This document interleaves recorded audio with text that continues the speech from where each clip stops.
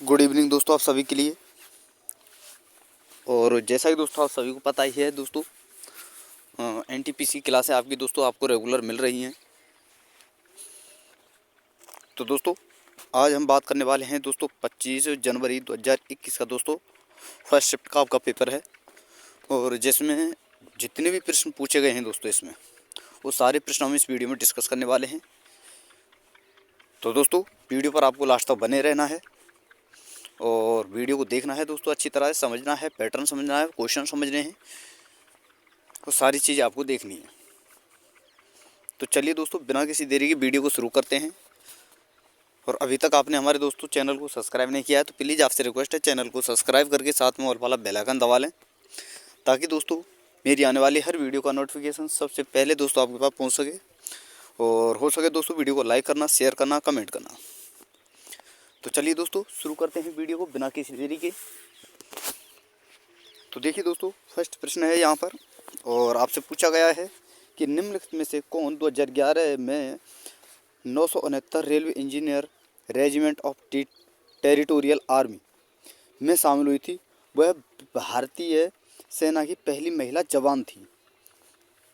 तो वो कौन थी दोस्तों? आपकी सापेर शांति तिग्गा। ऑप्शन नंबर 4 आपका सही आंसर होगा। और इम्पोर्टेंट है ये प्रश्न दोस्तों। आरआरबी ग्रुप डी 2022 का एग्जाम जो हुआ था, वहाँ पर भी दोस्तों 2 शिफ्टों में ये एग्जाम पूछा गया था। अगला प्रश्न है और पूछा गया है कैलाश सत्यार्थी डैश के संस्थापक हैं।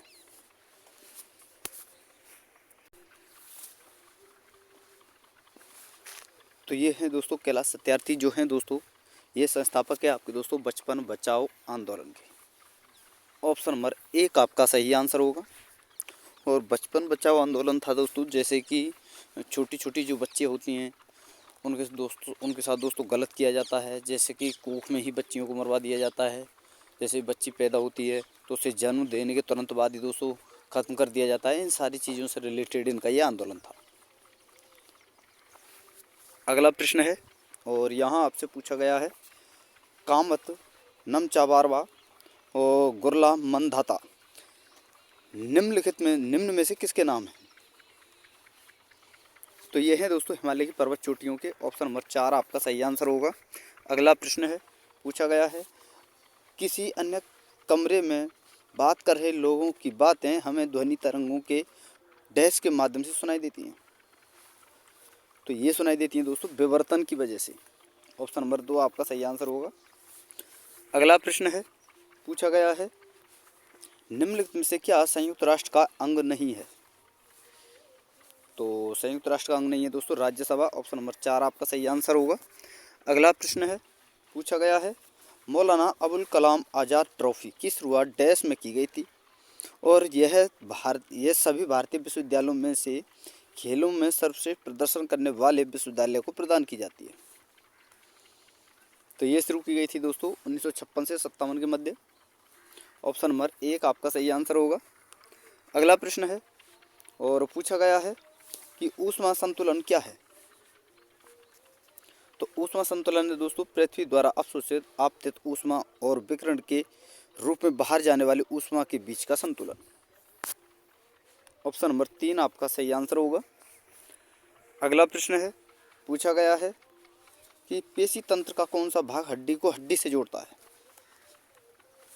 तो ये जोड़ता है दोस्तों अस्थिबंधन, जिसे हम दोस्तों लिगामेंट कहते हैं। अगला प्रश्न है पूछा गया है निम्नलिखित से क्या सार्वजनिक क्षेत्र की एक इकाई नहीं है? तो ये है दोस्तों आईसीआईसीआई बैंक जो है दोस्तों, ये सार्वजनिक क्षेत्र की इकाई नहीं है। बाकी बीसीसीएल, वेहेल, एनटीपीसी ये आपको याद रखें सार्वजनिक क्षेत्र की इकाई है। तो ऑप्शन नंबर 1 इसका सही आंसर होगा। अगला प्रश्न है और पूछा गया है अंतर्राष्ट्रीय श्रम संगठन यानी आईएलओ का मुख्यालय कहाँ स्थित है? तो यह है दोस्तों आपका जिनेवा स्विट्जरलैंड में। ऑप्शन नंबर 1 आपका सही आंसर होगा। अगला प्रश्न है पूछा गया है 24वें जैन तीर्थंकर का नाम क्या है? तो ये है दोस्तों महावीर। ऑप्शन नंबर 4 आपका सही आंसर होगा। अगला प्रश्न है और यहाँ आपसे पूछा गया है कोलेरू झील कहाँ स्थित है? तो ये है दोस्तों आपके आंध्र प्रदेश में। ऑप्शन नंबर 2 आपका सही आंसर होगा। अगला प्रश्न है दोस्तों, और पूछा गया है डैश के अंतर्गत भूकंपों का अध्ययन किया जाता है। तो ये किया जाता है दोस्तों सेस्मोलॉजी के अंतर्गत। ऑप्शन नंबर 2 आपका सही आंसर होगा। और दोस्तों आपसे रिक्वेस्ट है दोस्तों, प्लीज़ कि वीडियो अगर आपको अच्छी लग रही हो तो वीडियो को लाइक करते चलें दोस्तों, शेयर करते चलें। और दोस्तों आपको बता दूं, जैसे ही आपकी ये NTPC क्लासें ख़त्म होती हैं, 2-3 क्लासें और 2-1 क्लासें और बची हैं दोस्तों। तो जैसे ही 2-3 क्लासें और बची हैं, जैसे ही आपकी ये क्लासें ख़त्म होती है, तुरंत की तुरंत दोस्तों आप तैयार रहना। जो भाई ALP की तैयारी कर रहे हैं और ALP CVT 2 की तैयारी में लग चुके हैं, या फिर जो सोच रहे हैं कि हाँ हमारा CVT 2 निकल जाएगा, जिस प्रकार से मैंने कट ऑफ बताई हुई है, और अगर आपके उस आधार पर नंबर आ रहे हैं तो गारंटी है दोस्तों आपके ईजिली जो है दोस्तों CVT 2 निकल जाएगा और आप अपनी तैयारी में लग जाइए। और आपको बता दूं दोस्तों, जैसे ही आपकी ये क्लासें ख़त्म होती हैं तो ALP CVT 2 के लिए दोस्तों मैं आपको मेरे खुद के हैंड नोट्स हैं दोस्तों, मैंने भी तैयारी की थी, मैंने भी नोट्स बनाए थे। और दोस्तों गारंटी है जो मेरे हैंड नोट्स हैं, अगर आप उनको कर लेते हो तो दोस्तों गारंटी मैं देता हूँ उससे बाहर आपको एक भी प्रश्न देखने को नहीं मिलेगा दूर दूर तक। जो प्रश्न बनेंगे वहीं से बनेंगे, अगर उससे बाहर एक भी प्रश्न बन जाए तो आप दोस्तों जो चाहो वो कर सकते हो। चैनल को अनसब्सक्राइब कर सकते हो, इससे ज़्यादा करोगे ही क्या, चैनल को अनसब्सक्राइब कर सकते हो दोस्तों। मैं आपसे ये नहीं कहूँगा आपने ऐसा क्यों किया, लेकिन दोस्तों अगर आप उसे कर लेते हो, थ्योरी वो लगा लेते हो, और जैसे ही थ्योरी कंप्लीट होती है दोस्तों आपकी, तो तुरंत की तुरंत दोस्तों मैं आपके प्रीवियस ईयर जो प्रैक्टिस सेट है, सॉरी दोस्तों पेपर है CVT 2 का प्रीवियस ईयर, उसके प्रश्न भी आपको दोस्तों शिफ्ट वाइज और ट्रेड वाइज लेकर आने वाला हूँ। तो सारी चीज़ें देने वाला हूँ दोस्तों, बशर्ते आपको तैयारी अच्छी करनी है, बेस्ट करनी है। और दोस्तों देखिए आपके पास ज़्यादा समय नहीं है। ALP का जो है सॉरी दोस्तों RRB का एक नोटिस जारी हुआ है, जिसमें दोस्तों उन्होंने 2025 के एग्ज़ाम कैलेंडर के बारे में जो वैकेंसियाँ आने वाली हैं 2025 में, उनका भी जो है बायोडाटा जो है जारी किया है। और उसी में उन्होंने क्या कहा है दोस्तों कि ALP CVT 2 का जो एग्ज़ाम है आपका, ये आपका जनवरी में ले लिया जाएगा, जनवरी के लास्ट वीक तक। तो दोस्तों आपके पास ज़्यादा समय है नहीं और आप तैयारी में लग जाओ। मैं भी इधर से दोस्तों 2-1 दिन में आपकी क्लास में ख़त्म करके आपकी तैयारी के लिए CVT 2 की क्लास लगाने वाला हूँ। तो दोस्तों चैनल को सब्सक्राइब कर लें, साथ में ऑल वाला बेल आइकन दबा लें, ताकि दोस्तों जो भी मैं वीडियो डालूँ उसका नोटिफिकेशन सबसे पहले दोस्तों आपके पास पहुँच सके। और प्लीज़ आपसे रिक्वेस्ट है दोस्तों वीडियो को शेयर जरूर करते चलें। तो चलिए अगला प्रश्न देखते हैं। और यहाँ आपसे पूछा गया है IPAB की स्थापना 2003 में वाणिज्य एवं उद्योग मंत्रालय के अधीन हुई थी, इसका पूर्ण रूप क्या है। तो ये है दोस्तों इंटेलेक्चुअल प्रॉपर्टी अपीलेट बोर्ड, यानी दोस्तों ऑप्शन नंबर 3 आपका सही आंसर होगा। अगला प्रश्न है, पूछा गया है ध्वनि की तीव्रता को मापने के लिए निम्नलिखित में से किस मात्रा का उपयोग किया जाता है। तो ये किया जाता है दोस्तों डेसिबल का, ऑप्शन नंबर 3 आपका सही आंसर होगा। अगला प्रश्न है, पूछा गया है कि हवा की गति मापने के लिए किस उपकरण का उपयोग किया जाता है। तो ये किया जाता है दोस्तों एनीमोमीटर, ऑप्शन नंबर 3 आपका सही आंसर होगा। अगला प्रश्न है, पूछा गया है राष्ट्रीय मानव अधिकार आयोग का अध्यक्ष कौन होता है। तो ये होता है दोस्तों भारत के सेवानिवृत्त मुख्य न्यायाधीश जो होते हैं दोस्तों, ये राष्ट्रीय मानव अधिकार आयोग के जो हैं दोस्तों अध्यक्ष होते हैं। तो ऑप्शन नंबर 3 आपका सही आंसर होगा। अगला प्रश्न है, और यहाँ आपसे पूछा गया है चंद्रगुप्त प्रथम के बाद गुप्त साम्राज्य की बागडोर किसने संभाली। तो ये संभाली थी दोस्तों समुद्रगुप्त ने, ऑप्शन नंबर 2 आपका सही आंसर होगा। अगला प्रश्न है, पूछा गया है मध्य प्रदेश डैश मध्य प्रदेश में भगवान बुद्ध के सम्मान में सम्राट अशोक द्वारा बनाया गया बौद्ध स्मारक है। तो यह है दोस्तों सांची स्तूप, जो है दोस्तों MP में है, जो कि सम्राट अशोक के द्वारा बनवाया गया था। तो ऑप्शन नंबर 4 आपका सही आंसर होगा। अगला प्रश्न है, और यहाँ आपसे पूछा गया है कि निम्नलिखित में से कौन सी एक वोलेटाइल मेमोरी है। तो यह है दोस्तों आपकी रैम। ऑप्शन नंबर ए का आपका सही आंसर होगा। अगला प्रश्न है, पूछा गया है काठियावाड़ प्रायद्वीप देश का भौगोलिक और सांस्कृतिक विस्तार है। तो यह है दोस्तों आपका राजस्थान का। ऑप्शन नंबर 3 आपका सही आंसर होगा। अगला प्रश्न है, और यहाँ आपसे पूछा गया है मोत्सु पर्व भारत के किस भाग में मनाया जाता है। तो ये मनाया जाता है दोस्तों नागालैंड में। ऑप्शन नंबर 4 आपका सही आंसर होगा। अगला प्रश्न है, और यहाँ आपसे पूछा गया है भारत के पहले बीम वेपन काली 1000 को किसके द्वारा विकसित किया गया था। तो ये किया गया था दोस्तों डयार्डो और दोस्तों आपका बार्क के द्वारा। ऑप्शन नंबर 3 आपका सही आंसर होगा। अगला प्रश्न है, पूछा गया है निम्नलिखित में से क्या ग्रामीण विकास का समर्थन नहीं करता। तो यह है दोस्तों शहरी ऋण। ऑप्शन नंबर 2 आपका सही आंसर होगा।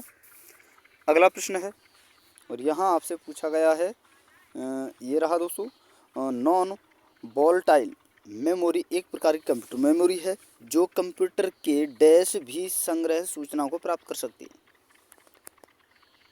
तो दोस्तों ये चालू ना होने पर भी जो कंप्यूटर में संग्रहित जो सूचनाएं होती हैं उन्हें संग्रहण कर सकती है। अगला प्रश्न है, प्रश्न नंबर 27 कि 1929 में दिल्ली की केंद्रीय विधानसभा में किन 2 स्वतंत्रता सेनानियों ने स्मोक बम फेंका था।